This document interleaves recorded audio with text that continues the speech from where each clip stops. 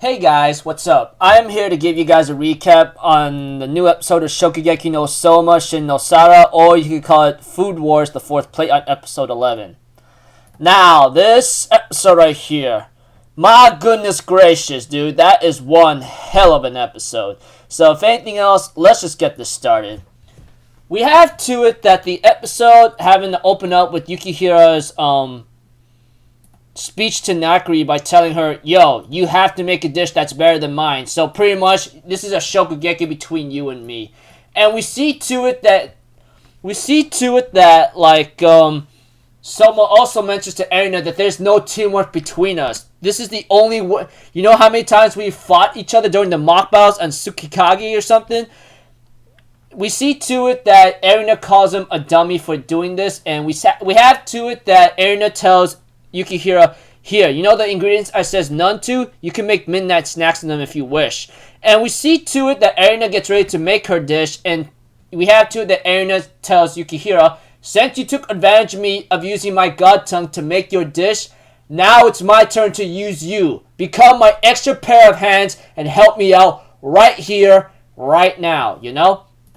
And we see to it that, Erina tells him one hachi lemon rind, then a melanger, the seasonings I asked you. You have 30 seconds.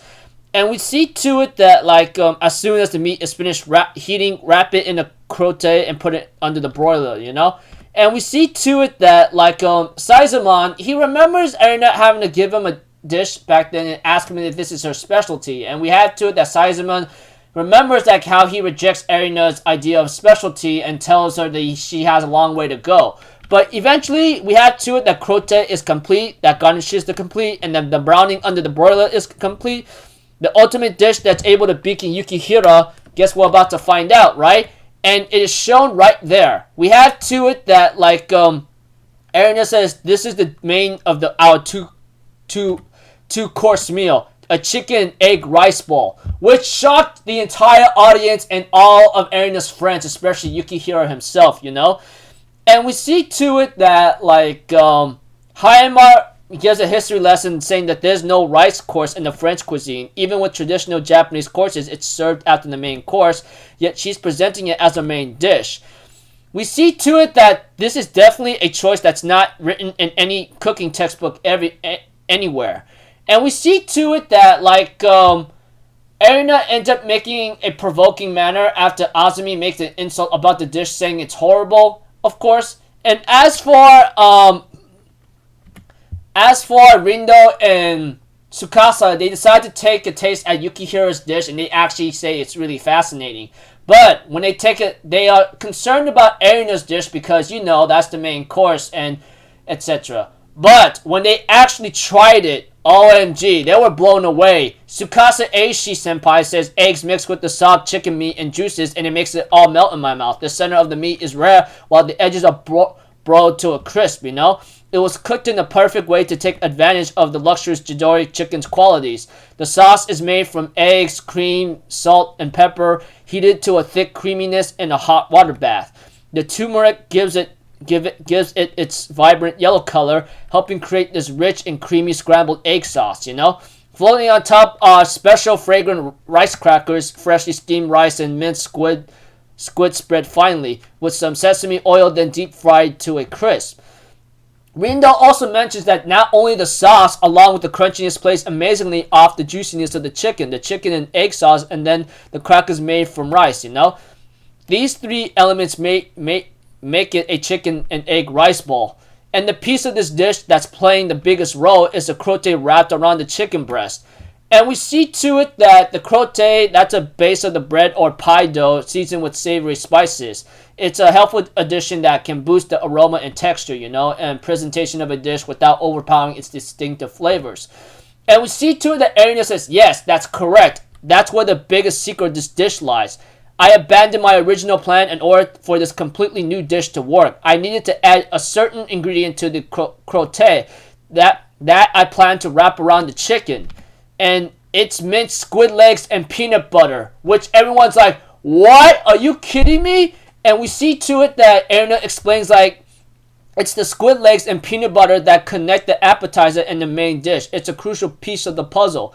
The peanut butter's mild richness adds subtle depth to the chicken, making it an excellent secret seasoning. And the moderately salty bitterness of the squid legs is extremely effective in tying the crotte's flavor together with the meaty juiciness of the chicken. It's a horror combination that Yukihiro-kun keeps trying to get us to eat it, but when it's in my hands, I could turn it into an elegant gourmet dish, you know? And we see too that she further explains the Jidori chicken breast and the squid and peanut butter crotte are the main part of the dish. I revised all the sauces and garnishes so that they would support them. So that after you ate Yukihiro-kun's dish, the deliciousness of my own dish would be elevated to the maximum. And we have to it that Megumi and Aldini actually complimented where Yukihiro took advantage of Yukihiro's god tongue, and Erina took advantage of Yukihiro's gross cooking and brought out the best out of the both dishes, creating the ultimate 2-course meal. And we see too that Yukihiro's like, man, you first steal my line and you do this? What kind of BS are you pulling? And Erina's like, excuse me, you started this fight, so don't be complaining. And we see to it that Yukihiro's like, oh, is that so, huh? And they end up smiling at each other as like, even though they are like enemies, it's like frenemies. I know, right? What I'm doing is cringe, which I know I'm always cringe anyway.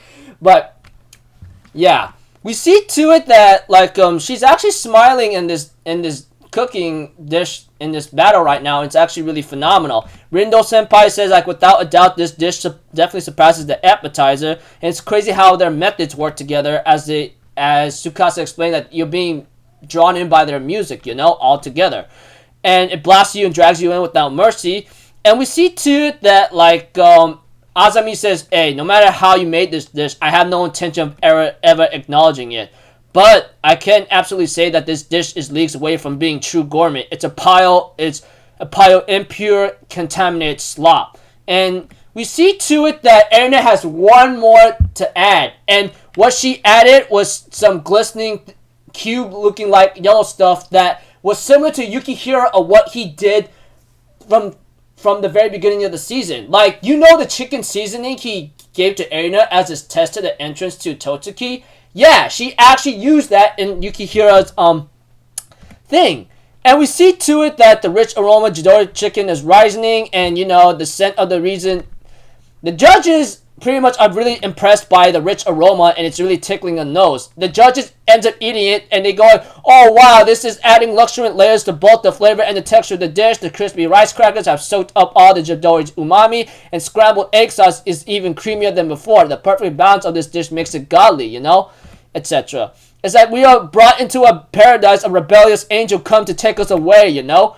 And we see too that Erina explained that this place cooking needs its freedom, and to make sure it remains free, I would take on any pain that comes my way. This is my specialty, and she calls it Le Prat Veritable, which means a true gourmet that escaped paradise delinquent daughter style, you know. And we see too that Azumi tries to say, look, it's because of your passion and these things that you've been having is what ruins the chef's heart, just like it did to Jorichiro. Now, if you guys remember correctly, in the last season, Jorichiro had a past where he actually made a lot of dishes, but somehow he got swallowed up by a storm. And Azami's mentioning this because those kinds of things is what led Senpai down an ugly road, and it ruined him, you know? It really did ruin him. And he just disappeared into a wasteland, never came back, and I did not want that tragedy to happen again. I don't want this to happen to anybody. The place I'm making right now is somewhere where everyone will be saved, no one needs to suffer, etc. We waste time dealing with them, it'll ruin huge chefs one day. These dishes are full of pain and suffering, and makes them impure garbage. And we see to it that Erina asks a simple question. How does it taste?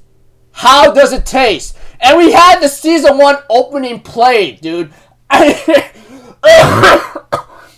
I mean the season 1 opening song being played.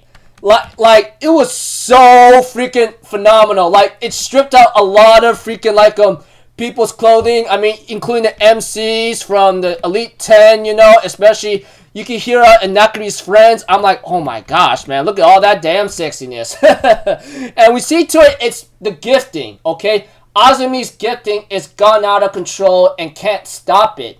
He literally cannot stop it. It's being spread amongst the people to Hisako, which she explained that saying that we gotten this far because we all headed to our distinct goals. There are others who continue to move forward, and the truth allows us to take another step further, even if we're in the wastelands.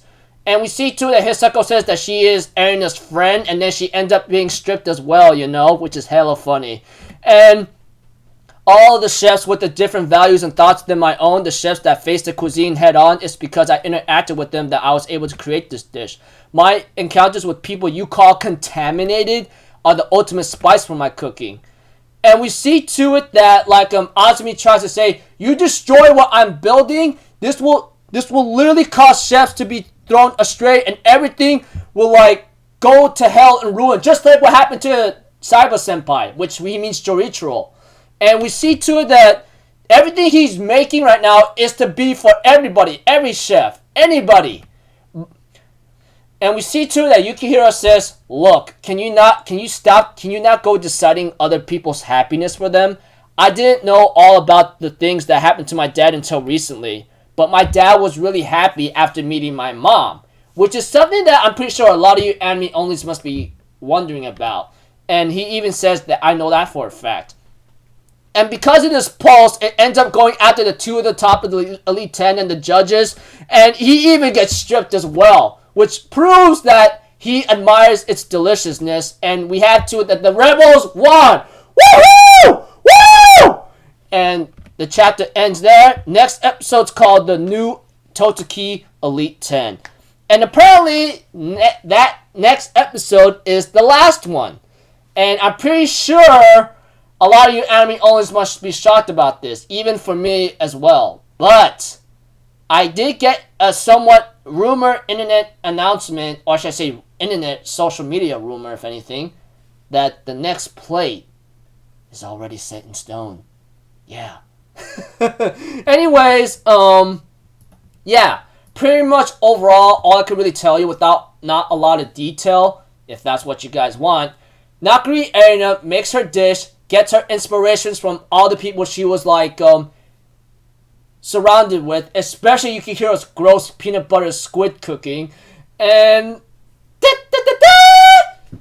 makes it good, and bun bada bing bada bong bum bum bum bum bum. Yeah, wins the match after Azumi finally acknowledges it, but is trying to be all stubborn, saying, "I think it's disgusting, but could not stop it." Ha! What a joke. Anyways, well done. Looking forward to next episode, and hopefully there'll be some kind of announcement, because from what I saw in the preview of next episode, it's the last one. But like I said, internet rumors or so have yet told me that the next plate is already in stone. But we'll find out. So until then, I'll see you guys in my next video. I'm Alpha Zero. Have a good day, and I'll see you guys next time, alright? Peace out. Bye-bye. Toot-toot-toot!